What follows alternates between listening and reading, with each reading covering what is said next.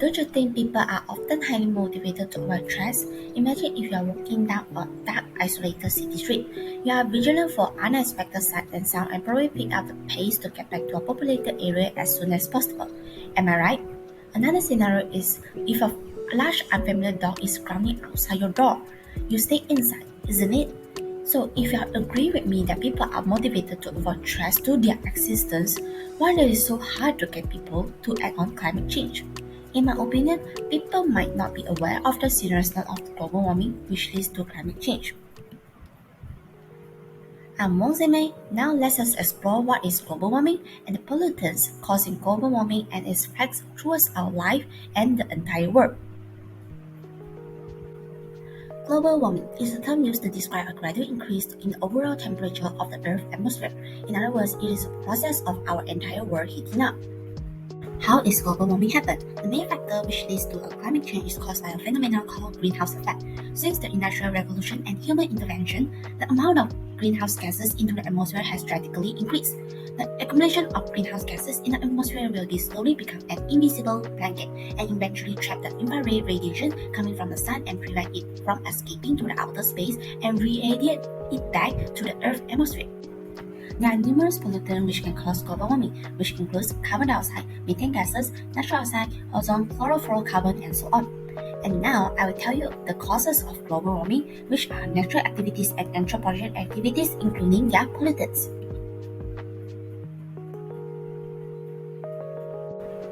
Natural activities such as volcanic eruption, a significant amount of carbon dioxide and sulfur dioxide were emitted. Next, weather of carbonic rocks. Over geological time, limestone may be exposed to atmosphere in rain weathering, and when it dissolved by acids, carbon dioxide will release.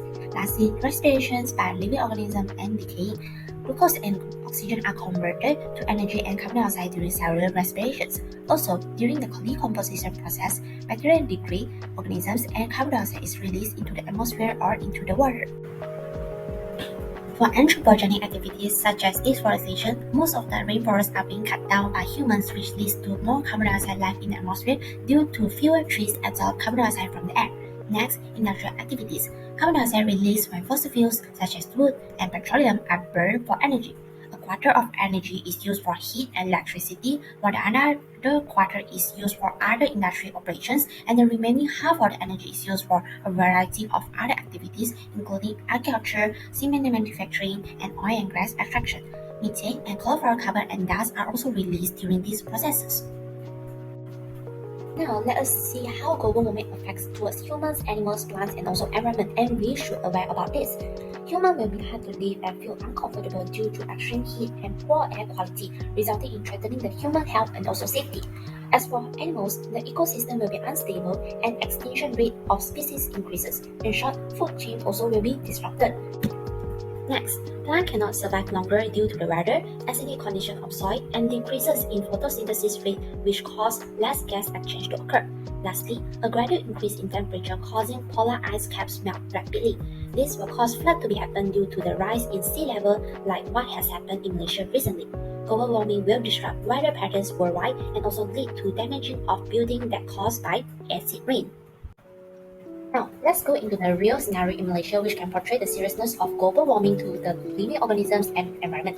I've taken two cases which are urban air pollution from motor vehicles emissions in Kuala Lumpur, Malaysia, and also illegal plastic burning fills Malaysian town with toxic fumes at Jejaring, Kuala Langat.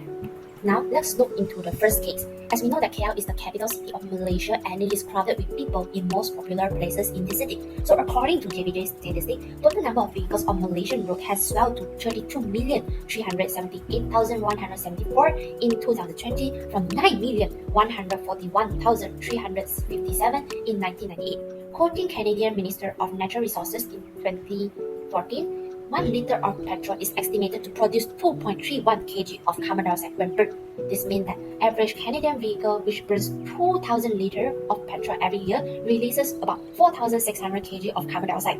Using Canadian Fuel Consumption Report as reference, carbon dioxide emissions from vehicles in Malaysia are estimated to increase to 148,939,600.4 tons in 2020 compared to 1998.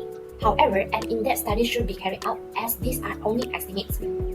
study stated that the carbon emitted from vehicles on the road was a major source of air pollution, contributing 90%, and of the total 67% were generated from cars. So the effects includes problems on human and animals' respiratory system, habitat and productivity of organisms has disrupted due to the acidity condition in the lake by the acid rain, and in addition to this, surface of buildings also will be damaged. Lastly, photosynthesis rate decreases in plants. So to curb this, the growth of EV industries in Malaysia should be encouraged by reducing the exorbitant price of cars, improving the charging infrastructures, and through other strategies implemented by other nations. Coming to the second case, which is illegal plastic burning. This case is to inform us that Malaysia has become one of the world's biggest plastic importers, taking in rubbish that the rest of the world doesn't want it. So according to the State Council, there were 33 illegal recycling factories taking this opportunity to get rid of the waste by burning them in Kuala Langat, and the government eventually intervened and shut down the 33 factories. However, the 17,000 tons of rubbish left by these factories is still there. So if you are wondering how heavy is the 17,000 tons of waste, here I have illustrated a picture whereby instead of the weight of one Eiffel Tower, it is equivalent to 1.85 Eiffel Towers. And these pictures are the location and the 4,000 tons of plastic waste that sits in the site. So burning plastic releases a poison chemical, so plastic releases greenhouse gases as it slowly breaks down. So the black carbon is one of the serious pollutants. It has a global warming potential up to 5,000 times greater than carbon dioxide. So based on the research, if every country would incinerate their plastic waste, they estimated the production and incineration of plastic will pump out more than 850 million tons of greenhouse gases into the atmosphere. So let's come to the effects. So the residents at Jojarong were having the health issues. Animals might have digestion problems, soil chemistry will change, and plastic burning causes the environment to have unpleasant smell. So at that particular time, Miss Your Being reveals that the most valuable of which would be sending the rubbish to a cement plant, which would burn the plastic to generate heat for their boiler. Moreover, government should encourage people to apply 3R concept to reduce the greenhouse gases due to plastic decomposition and reduce landfill waste. Now, I guess you might be aware of how serious it is of all these activities I mentioned before that are causing negative impact to our earth and eventually lead to global warming. Now, I am telling you how important it is the clean air to the global. Every living organism is able to live longer, healthier, and happier in a comfort environment. Living organisms able to rest and sleep well. So in general, it is important towards a sustainable world and able to prevent impacts that I mentioned previously. Now let's dive into the next section, which is 2021 United Nations Climate Change Conference. It was the 26th United Nations Climate Change Conference held at the SEC Centre in Glasgow, Scotland, United Kingdom from 31st October to 13 November 2021. For nearly 3 decades, the United Nations has brought almost every country on the planet together for global climate summits, known as Conference of the Parties. It is to get runaway climate change under control. Malaysia has committed to take bold actions to tackle climate change and its new commitment on achieving carbon neutrality. Next, Malaysia does not react to the meeting but to listen. The third biggest source of methane emission is from the solid waste disposal in Malaysia. Malaysia endorsed the Global Methane Pledge, which commits to reduce the global methane emission by 30% before 2030. Also, Petronas has worked with the government on implementing the methane pledge as the oil and gas sector is the largest source of methane emissions in Malaysia. Another pledge is made, which is the pledge to halt deforestation, is aligned with Malaysia's goal of keeping at least half of its land area covered in forests and trees. Here comes to the end of the video. So global warming, which mostly caused by anthropogenic activities and brings a huge negative impact to the globe from time to time. We should act responsible and think sustainable from now. It is important as Earth is our only home and the only planet we can live on. Even a small action from the individual can make a big difference. We can start to volunteer ourselves to educate people surrounding us. Spreading the news on what action we did can help the environment, such as using a public transport or walk instead of using a personal transport to reduce burning of fossil fuels. Use energy efficient or power-saving appliances to reduce energy consumption. Use eco-friendly products to reduce the impact and productions of plastic waste, and apply the 5R concept in our daily life, which is to reduce, reuse, recycle, refuse, and repurpose, whereby we should use the resources efficiently and create less waste.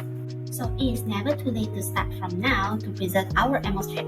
So start to protect, start to preserve, start from Earth, and this is the end of the video. Thank you.